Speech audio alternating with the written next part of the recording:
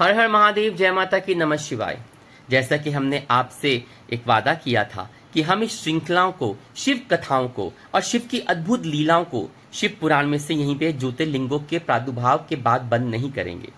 उसी श्रृंखला में आज हम आपको भगवान शिव के दुर्वासा अवतार और हनुमत अवतार का वर्णन करने जा रहे हैं और आशा करते हैं कि यह आपको लाभकारी, संतुष्टकारी और शिव तत्व से भरपूर करके शिवमय कर देंगे।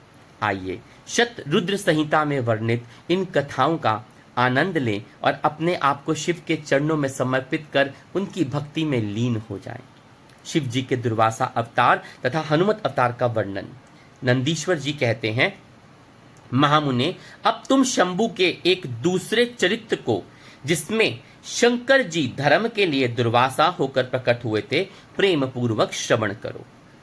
अनसुईया के पति ब्रह्मवेत्ता तपस्वी अत्रि ने ब्रह्मा जी के निर्देशानुसार पत्नी सहित ऋषिकुल पर्वत पर जाकर पुत्र कामना से घोर तप किया। उनके तप से प्रसन्न हो ब्रह्मा, विष्णु और महेश्वर तीनों उनके आश्रम पर गए। उन्होंने कहा कि हम तीनों संसार के ईश्वर हैं।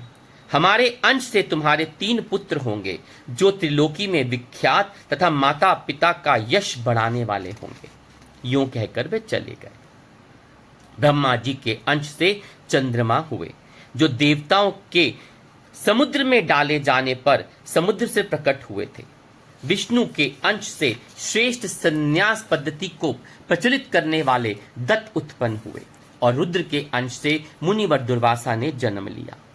इन दुर्वासा ने महाराज अम्बरीश की परीक्षा की थी। जब सुदर्शन चक्र ने इनका पीछा किया, तब शिव जी के आदेश से अम्बरीश के द्वारा प्रार्थना करने पर चक्र शांत हुआ।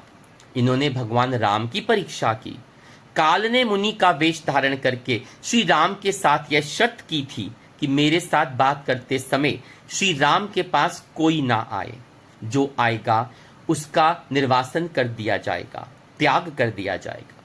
दुर्वासा जी के हट करने पर लक्ष्मण जी को भेजा। तब श्री राम ने तुरंत श्री लक्ष्मण जी का त्याग कर दिया। इन्होंने भगवान श्री कृष्ण की परीक्षा भी की और उनको रुक्मिणी सहित रथ में जोता। इस प्रकार दुर्वासा मुनि ने अनेक विचित्र चरित्र किए। मुने, अब इसके बाद तुम हनुमान जी का चरित्र श्रवण करो। हनुपद्रुव से शिव जी ने बड़ी उत्तम लीलाएं की हैं। विप्रवर, इस रूप से महेश्वर ने भगवान राम का परम हित किया था। वह सारा चरित्र सब प्रकार के सुखों का दाता है। उसे तुम प्रेम पूर्वक सुनो। एक समय की बात है जब अत्यंत अद्भुत लीला करने वाले गुणशाली भगवान शंभु को विष्णु के मोहिनी रूप का दर्शन प्राप्त हुआ। तब वे कामदेव के बाणों से आहत हुए की तरह शुद्ध हो गए। उस समय उन परमेश्वर ने राम कार्य की सिद्धि के लिए अपना वीर्यपात किया। तब सप्तऋषियों ने उस वीर्य को पत्र पुटक में स्थापित कर लिया, क्योंकि शिवजी ने ही राम कार्य के लिए आदर पूर्वक उनके मन में यह प्रेरणा उत्पन्न की थी। तत्पश्चात उन महर्षियों ने शंभु के उस वीर्य को राम कार्य की सिद्धि के लिए गौतम कन्या अंजनी के कान के रस्ते स्थापित कर दिया।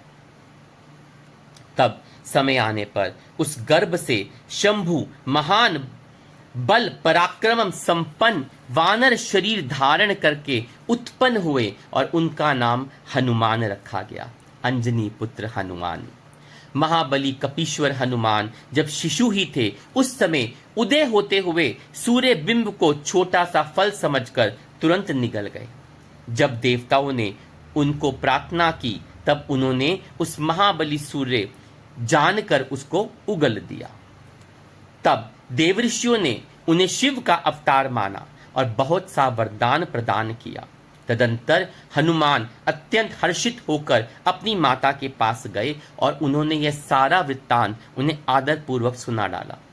फिर माता की आज्ञा से धीर वीर कपि हनुमान ने नित्य सूर्य के निकट जाकर उनसे अनायास ही सारी विद्याएं सीख ली। तदंतर रुद्र के अंशभूत कपि श्रेष्ठ हनुमान सूर्य की आज्ञा से सूर्यांश से उत्पन्न हुए सुग्रीव के पास चले गए। इसके लिए उन्हें अपनी माता से भी अनुज्ञा मिल चुकी थी।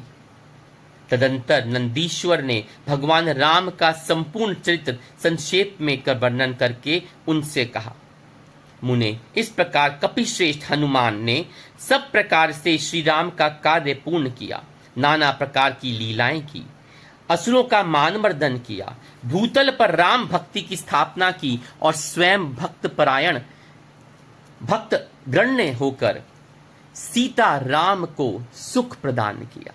वे रुद्र अवतार ऐश्वर्यशाली हनुमान लक्ष्मण के प्राणदाता, संपूर्ण देवताओं के गर्वहारी तथा भक्तों का उद्धार करने वाले हैं।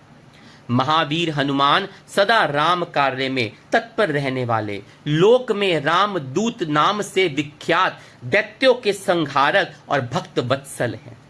तात, इस प्रकार मैंने हनुमान जी का श्रेष्ठ चरित्र, जो धन, कीर्ति और आयु का वर्धक है तथा संपूर्ण अविशिष्ट फलों का दाता है, तुमसे वर्णन कर दिया। जो मनुष्य इस चरित्र को भक्ति पूर्वक सुनता है अथवा समाहित चित्त से दूसरों को सुनाता है, वह इस लोक में संपूर्ण भोगों को भोग कर अंत में परम मोक्ष को प्राप्त कर लेता है। बोलिए श्री राम दूत हनुमान की जय, ऋषि दुर्वासा की जय, सनातन धर्म की जय और शंकर भोलेनाथ की जय। पसंद आई हो तो लाइक अवश्य कीजिएगा और सब्सक्राइब नहीं किया हो तो बेल आइकन दबा के सब्सक्राइब कीजिए, ताकि आपको इन सब कथाओं का वर्णन, इसका आनंद समय पर मिल सके और आपको इसकी सूचना भी मिल जाए। और साथ ही साथ कमेंट करना मत भूलिएगा, क्योंकि आपके कमेंट बहुत बहुमूल्य हैं। इसी के साथ हर हर महादेव।